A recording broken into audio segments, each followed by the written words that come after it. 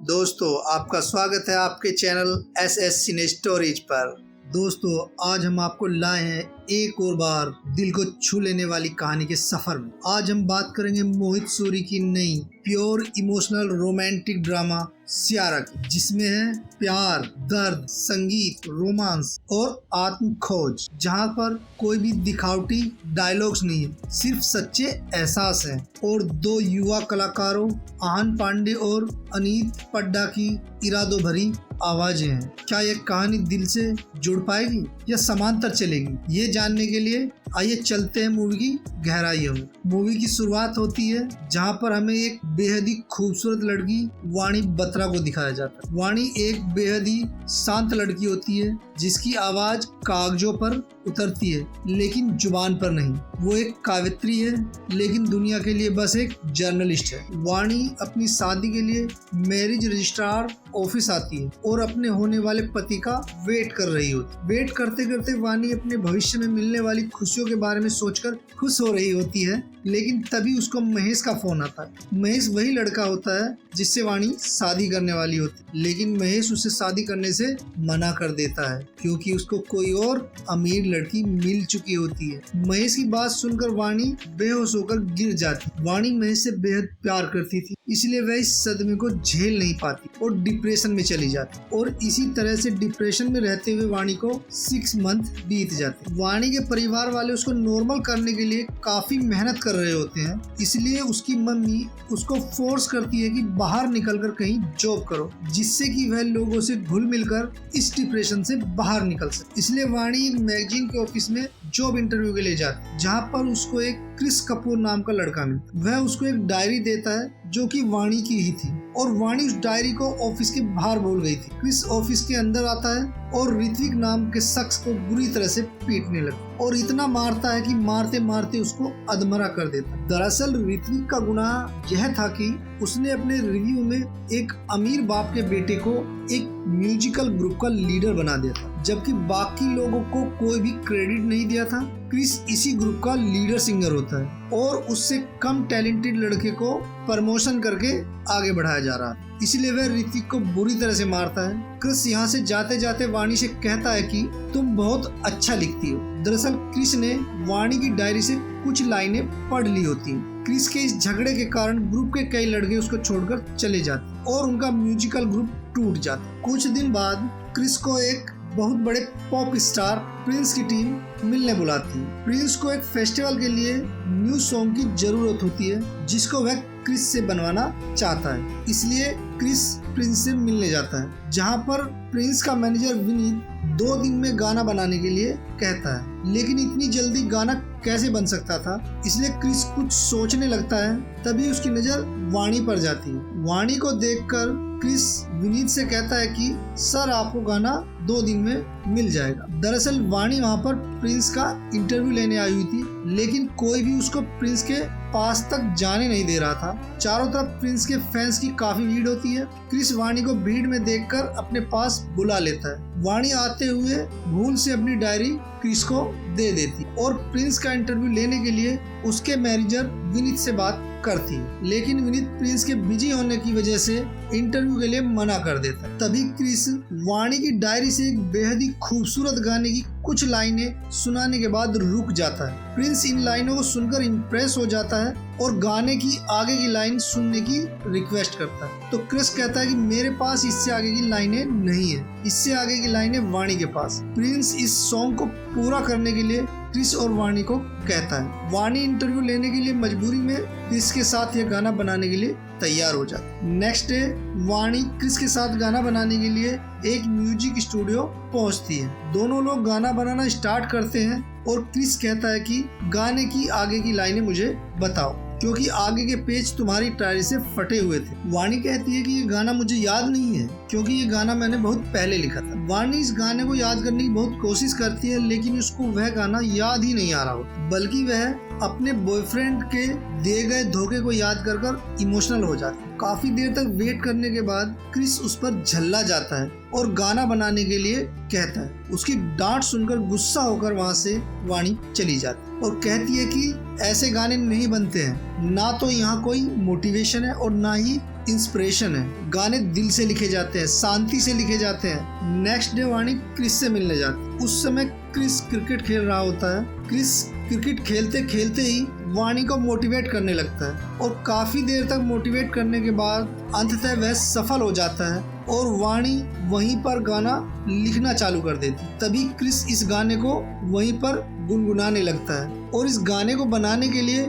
दोनों लोग रोज मिलने लगते हैं। धीरे धीरे दोनों लोग एक दूसरे की तरफ अट्रैक्ट होने लगते हैं और कुछ ही दिनों में दोनों की मेहनत से गाना बनकर तैयार हो जाता है। जब गाने को प्रिंस को सुनाया जाता है तो उसे गाना बहुत पसंद आता है, लेकिन विनीत प्रिंस से कहता है कि सर, इसमें रैप सेक्शन कहाँ है? सर, आपके गानों में रैप सेक्शन तो जरूर होता है। उसकी बात सुनने पर क्रिस कहता है कि रैप आपको परसों तक मिल जाएगा। प्रिंस और उसकी टीम के जाने के बाद वाणी क्रिस से कहती है कि यह गाना हमने दिन रात मेहनत करके दिल से बनाया था और ये लोग इसमें कमी निकाल कर चले गए और तुम भी इनका साथ दे रहे हो। तभी वहाँ पर कुछ पुलिस वाले क्रिस के फादर को अपनी गाड़ी में बैठा कर लाते क्योंकि उसके फादर ने किसी चौराहे पर दारू पीकर झगड़ा कर दिया था। क्रिस के पिता दारू पीकर अक्सर झगड़ा करते ही रहते थे। दरअसल क्रिस की मां के मर जाने के बाद क्रिस के पिता गम में दारू पीने लगे थे। उनकी इस हरकत पर क्रिस उन पर बहुत बुरी तरह से गुस्सा करता है और उन्हें बहुत भला बुरा कहता है। वाणी भी यह सब झगड़ा होते हुए देख रही होती। उसको यह देखकर काफी बुरा लगता है। शाम को वाणी क्रिस से मिलने जाती है और उसको समझाते हुए कहती है कि मेरा भी एक पास्ट है और उसे बताती है कि मैं महेश अय्यर से प्यार करती थी, लेकिन उसने मुझे छोड़ दिया और उस गम में मैं अपना सबसे बड़ा टैलेंट राइटिंग भूल बैठी। लेकिन जब से तुम मेरी जिंदगी में आए हो सब कुछ अच्छा चल रहा है, इसलिए तुम भी अपने फादर को माफ कर दो और ये सब कुछ भूलकर आगे की तरफ बढ़ो और अपनी सिंगिंग पर फोकस करो। वाणी की बात क्रिस की समझ में आ जाती है और वह अपने फादर को अपने पास ही ले आता है और उनका ट्रीटमेंट कराने के लिए उनको नशा मुक्ति केंद्र में भर्ती करा देता है, जहाँ की फीस बहुत ज्यादा होती है। इसलिए वह उनका इलाज कराने के लिए अपने गाने को प्रिंस को बेच देते हैं और अब उस गाने पर न तो वाणी और न ही क्रिस का कोई भी राइट होता है। दोनों गाना बिकने पर काफी उदास होते हैं, लेकिन उनके मन में शांति भी होती कि उन्होंने एक अच्छे काम के लिए अपने गाने को बेचा है। कुछ देर बाद क्रिस वाणी को उसके घर छोड़ता है और जाते समय कहता है कि अब हम दोनों नहीं मिलेंगे क्योंकि हम दोनों का सिर्फ एक गाना बनाने का ही कॉन्ट्रैक्ट था और यहाँ से दोनों लोग अलग हो जाते। वाणी क्रिस से अलग होने के बाद काफी उदास रहने लगती है। नेक्स्ट डे वाणी को अपनी डायरी में प्रिंस के शो का पास मिलता है और अगले दिन वाणी प्रिंस के शो में पहुंच जाती है। तभी वहाँ पर वाणी को क्रिस दिखाई पड़ता है और वह खुशी से चिल्लाते हुए उसको आवाज लगाते। दोनों एक दूसरे को देखते हैं और एक दूसरे की तरफ खींचे चले आते हैं और एक दूसरे के पास आकर दोनों लोग अपने प्यार का इजहार कर देते हैं। इसके बाद दोनों लोग अधिकतर समय साथ रहने लगते। वाणी क्रिस की लाइफ को पटरी पर लाने के लिए उससे कहती है कि तुम अपने पुराने ग्रुप को क्यों नहीं ज्वाइन कर लेते। उसकी बात मानकर क्रिस अपने पुराने ग्रुप को ज्वाइन कर लेता है और उनका ग्रुप मिलकर काफी अच्छे सॉन्ग्स बनाते हैं और इन सॉन्ग्स को वाणी ने ही लिखा होता है। इन सॉन्ग्स को वे अपने YouTube चैनल पर डाल देते हैं, जहां पर उन्हें जबरदस्त रिस्पांस मिलता है और उनके सॉन्ग्स हिट हो जाते हैं। काफी लोग उन्हें कमेंट्स में गोवा आकर अपना शो करने के लिए इनवाइट करते हैं, इसलिए सभी लोग गोवा जाने के लिए तैयारी करने लगते। एक दिन क्रिस वाणी को छोड़ने उसके घर जाता है, जहां वाणी के पेरेंट्स उन दोनों को एक साथ घर के बाहर देख लेते। वाणी घबराकर घर के अंदर चली जाती है और वाणी की मम्मी भी उसके पीछे पीछे अंदर जाती है और वाणी से सवाल करती है कि ये लड़का कौन है, कहीं ये लड़का तुम्हें यूज करके छोड़ न दे, तुम पहले भी एक लड़के से धोखा खा चुकी हो। उनकी सारी बातें क्रिस भी सुन रहा होता है क्योंकि वह वाणी का बैग देने के लिए घर के अंदर आ जाता है। वाणी की मम्मी लगातार उससे क्रिस के बारे में सवाल करती रहती है, जिस कारण अचानक से वाणी को चक्कर आ जाता है और वह बेहोश होकर गिर जाती है। वाणी के माता पिता और क्रिस वाणी को लेकर हॉस्पिटल पहुंच जाते हैं, जहां पर डॉक्टर बताता है कि ज्यादा घबराने की जरूरत नहीं है, कभी कभी मेंटल प्रेशर में भी आदमी को चक्कर आ जाता है और डॉक्टर उन्हें वाणी को किसी न्यूरो डॉक्टर को दिखाने की सलाह देता है। हॉस्पिटल में वाणी की माँ क्रिस से कहती है कि वाणी पहले ही बहुत दुख झेल चुकी है, उसको धोखा मत देना, मेरी बेटी किसी के लिए टाइम पास नहीं है। उनसे बात करने के बाद क्रिस वाणी के पास जाता है और वाणी को शादी के लिए प्रपोज कर देता है, लेकिन वाणी उससे कहती है कि अभी तुम शादी के चक्कर में मत पड़ो, शादी से जरूरी है कि तुम सुपरस्टार बनो, इसलिए तुम अपनी सिंगिंग पर फोकस करो, शादी तो हम बाद में भी कर लेंगे। नेक्स्ट डे क्रिस और उसका बैंड गोवा के लिए निकल जाते हैं। जब वे लोग गोवा पहुंचते हैं तो उनकी गाड़ी को चारों तरफ से एक बहुत बड़ी भीड़ घेर लेती। दरअसल यह भीड़ उन लोगों के फैंस की होती है। क्रिस गाड़ी की छत पर खड़ा होकर चारों तरफ देखता है तो सभी लोग शोर मचाकर उसका नाम जोर जोर से पुकार रहे होते हैं। उन लोगों की नजर में क्रिस अब सुपरस्टार हो चुका होता है। दूसरी तरफ वाणी न्यूरो डॉक्टर से मिलती है, जहां डॉक्टर उसे बताती है कि तुम्हें अल्जाइमर है और तुम धीरे धीरे अपनी मेमोरी खो दोगी। कुछ दिन बाद तुम्हें कुछ भी याद नहीं रहेगा, तुम अपने परिवार को, अपने प्यार को, सबको भुला बैठोगी और इसकी शुरुआत हो चुकी है। तुम धीरे धीरे छोटी छोटी चीजों को भूलने लगी हो, इसी वजह से तुम्हें कभी पास्ट याद रहेगा तो कभी प्रेजेंट याद रहेगा और तुम हमेशा कंफ्यूजन में रहोगी कि तुम पास्ट में हो या प्रेजेंट में हो। यह सुनकर वाणी पूरी तरह से टूट जाती है और सोचने लगती है कि एक बार फिर से मैं अपने प्यार को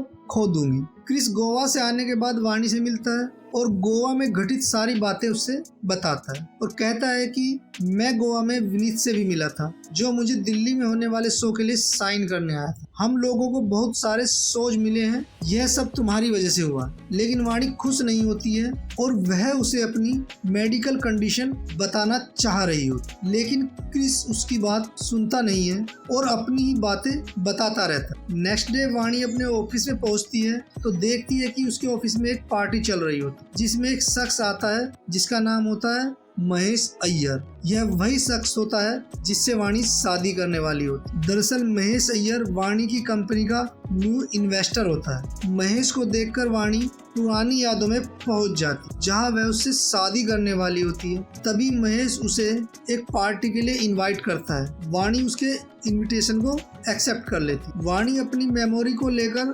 लगातार दुखी होती रहती है, क्योंकि उसकी मेमोरी लगातार वीक होती जा रही थी और वह छोटी छोटी चीजों को भी भूलने लगी थी। दूसरी तरफ क्रिस नॉर्थ ईस्ट में काफी जगहों पर शो करने के लिए अपने ग्रुप के साथ एयरपोर्ट के लिए निकल जाता और वाणी महेश की पार्टी के लिए चली जाती, जहां महेश उससे अपनी शादी से पहले की बातों को याद करके फ्लर्ट करने लगता। तभी वाणी को कुछ होने लगता है और अचानक से उसकी मेमोरी स्विच हो जाती और वह अपने प्रेजेंट को भूल जाती और महेश से इस तरह से बिहेव करने लगती है जैसे कि दोनों लोग अभी भी रिलेशन में हैं और शादी करने वाले हैं। महेश वाणी के इस तरह के बिहेवियर को देखकर हंसने लगता है। यह देखकर वाणी को गुस्सा आ जाता है और उसे समझ में नहीं आता है कि महेश इस तरह से क्यों हंस रहा है। वह महेश पर चिल्लाने लगती है, इसलिए पूरी पार्टी का टेंशन दोनों लोगों पर हो जाता है। तभी वहाँ पर महेश की वाइफ आ जाती है।